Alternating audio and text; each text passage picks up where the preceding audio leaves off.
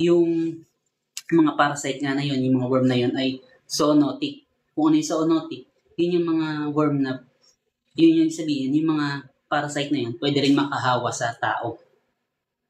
Kaya, ayan, pwede nating sa paraan ng minsan na-ingest natin, ganyan, hawak natin sa alaga natin, tapos kakain tayo, or di tayo nakapaghugas ng maigi, ayan, pwede natin ma-ingest yung mga worm.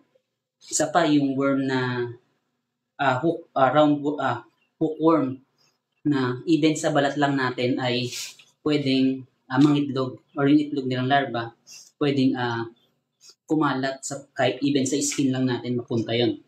Tapos hookworm, roundworm, iba't iba pang klase ng worm na pwede nating ma-acquire if hindi natin mapigilan yung sabihin natin mabuksa sa alaga nating pusa.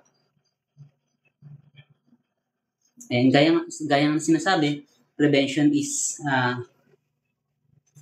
much easier and cheaper than treatment. At yung sabihin yung palasak na kasabihan na nga na it's better to cure, it's better to prevent than to cure. Ayan. Ang summary lang nito, yung pagdodrone natin para sa kalusugan, comfortness ng alaga natin, para komportable siya sa kanyang buhay, ayan, healthy siya.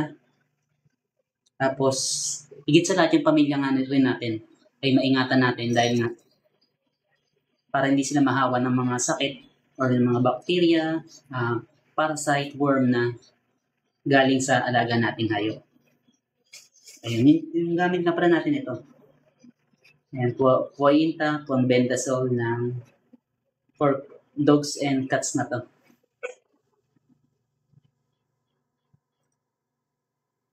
Ayan, ito yung tsura niya. Okay. Hindi ko alam ba't hinihingal ako. Parang hinihingal ako. Ayun, sa mga gusto mag-try nito, ayan, nandiyan sa basket yun. Ano ito? Link.